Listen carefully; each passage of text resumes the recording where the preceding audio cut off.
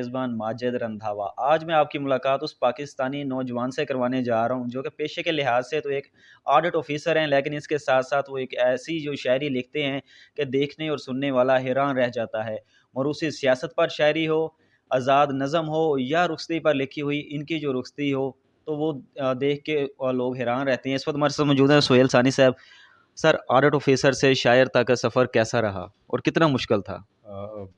بہت اچھا رہا، اور کوئی بھی سفر جو آپ پر آپ کی ذات کی پرتیں کھولے وہ بہت دلچسپ ہوتا ہے۔ جیسے ہم نئے نئے علاقوں میں جاتے ہیں، مری میں جاتے ہیں، ناران کا گان میں جاتے ہیں تو بہت اچھا لگتا ہے۔ اسی طرح جب آپ اپنی ذات کا سفر کرتے ہیں تو آپ کو بہت اچھا لگتا ہے، آپ کو پتہ لگتا ہے کہ میں یہ سوچ سکتا ہوں، یہ سوچ رہا ہوں، یا یہ میں سوچوں گا اپنے عقائد کا، اپنے نظریات کا۔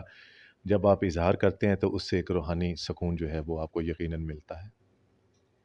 سر، آپ کا آفس ورک بھی ہوتا ہے، مختلف شہروں میں جاتے ہیں، یہ کس طرح مینج کرتے ہیں؟ شاعری بھی ساتھ چل رہی ہے اور نوکری بھی چل رہی ہے۔ شاعری جو ہے وہ بالکل ساتھ ساتھ چلتی ہے، کبھی کم چلتی ہے، کبھی زیادہ چلتی ہے، لیکن بہرحال شاعری جب ایک دفعہ اپنی جگہ بنا لیتی ہے تو اپنی سیٹ پر کسی دوسرے کو نہیں دیتی۔ تو میرا پروفیشن بھی ساتھ ساتھ چلتا ہے، اور جب فارغ وقت ہوتا ہے، ٹائم اویلیبل ہوتا ہے، تو میں شاعری میں بھی اپنی مصروفیت رکھتا ہوں۔ شاعری سر کہاں سے سیکھی یا خود بخود ہی آ گئی؟ نہیں، شاعری سیکھنا ضروری ہے۔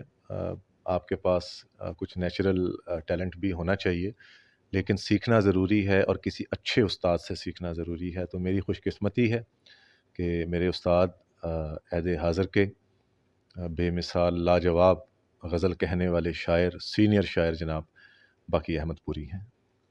سر، کبھی ایسا ہوا ہے کہ آپ کسی ضلع میں گئے ہوں، وہاں پہ جا کے آپ نے آڈٹ کیا ہے تو وہاں کرپشن آئی ہو، آپ کے سامنے آئی ہو، تو آپ نے اس پہ کوئی شعر کہا ہے اس موقع پہ؟ دیکھیں دیکھیں کرپشن جب ہمارے سامنے آتی ہے یا کوئی وائلیشنز آتی ہیں تو اس کا اظہار تو ایک رپورٹ کی صورت میں ہوتا ہے۔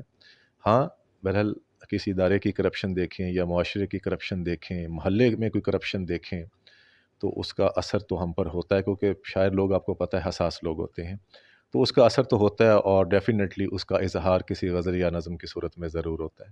کوئی شعر سنا دیں پھر کرپشن پہ۔ بس ایک سیاست کے موضوع پہ آپ کو میں سنا دیتا ہوں۔ اب سیاست اور کرپشن کو جدا کرنا تو آپ کو پتہ ہے ذرا مشکل ہو گیا ہوا ہے۔ تو چاہتا تو اسے بندگی سمجھ لیتا، تو چاہتا تو اسے بندگی سمجھ لیتا، تیری نظر میں سیاست دکانداری ہے۔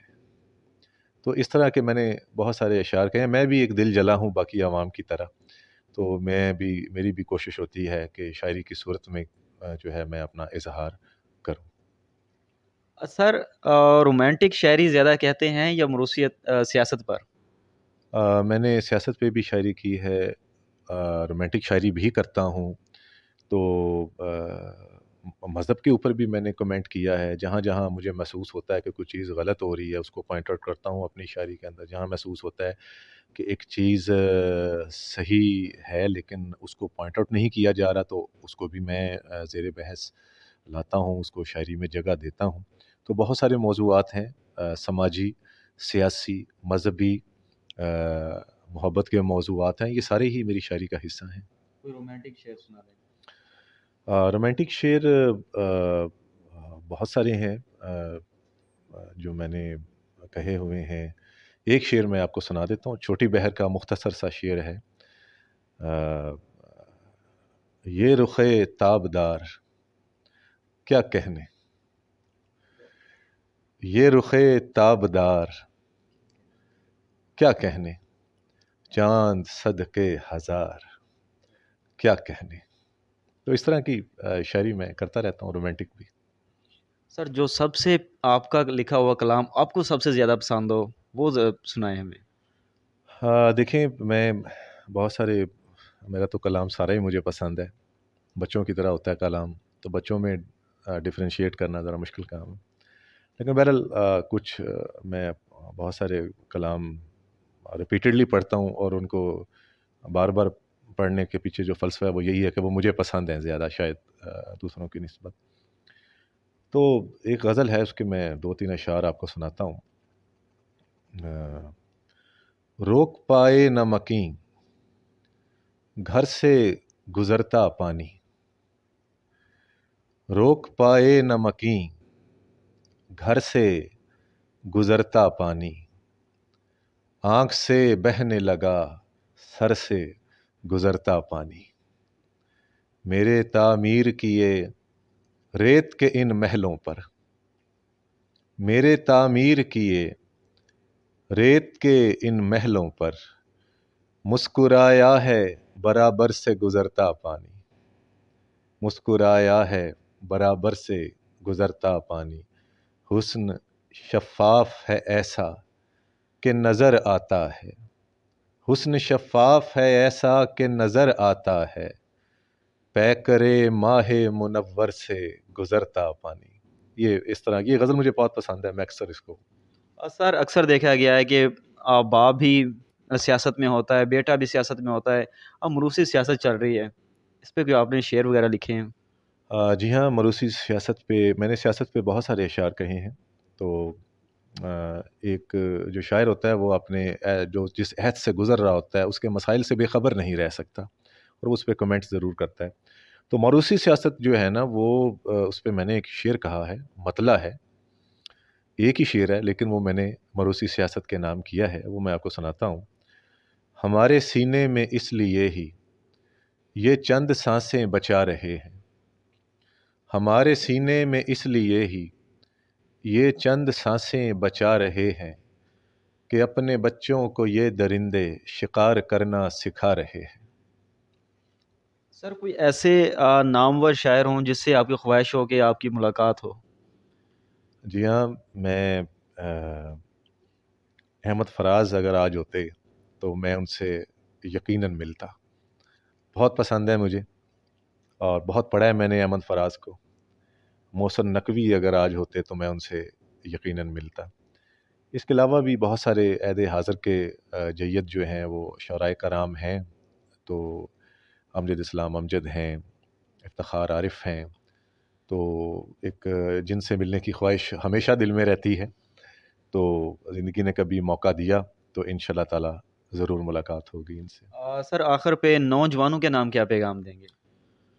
अ, नौजवानों के नाम पैगाम आप अदबी पॉइंट ऑफ व्यू से पूछ रहे हैं, ठीक है।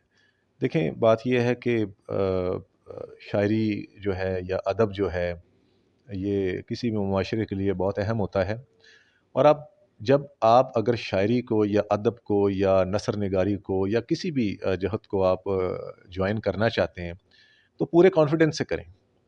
आप ये मत समझें कि आप कोई फ़ुज़ूल काम करने जा रहे हैं, कोई वैल्यूलेस काम करने जा रहे हैं।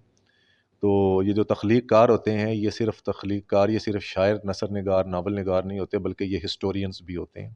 अपने अहद की तर्जुमानी करते हैं अपने तख्लीकात के अंदर और पता चले जैसे आज अब गालिब की कितने 100 साल के बाद कलाम पढ़ा जा रहा है।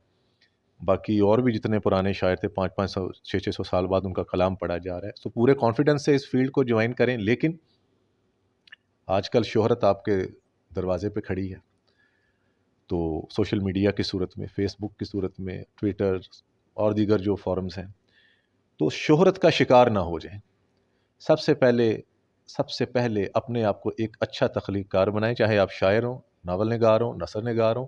अपने आप को एक अच्छा तख्लीक़कार बनाएँ और फिर अपने कलाम की प्रमोशन करें, उसका एक्सपोज़र दें। तो बहुत अच्छा शोबा है, आप आ सकते हैं और इंशाअल्लाह ताला बेनिफिशियल ये होता है आपके लिए। यकीनन नाज़रीन इंसान को पैसा और शोहरत के पीछे नहीं भागना चाहिए। ये आपने सुनी सुहेल सानी साहब की गुफ्तगू। इसी के साथ अपने मेज़बान माजिद रंधावा को दीजिए इजाज़त। अल्लाह निगहबान।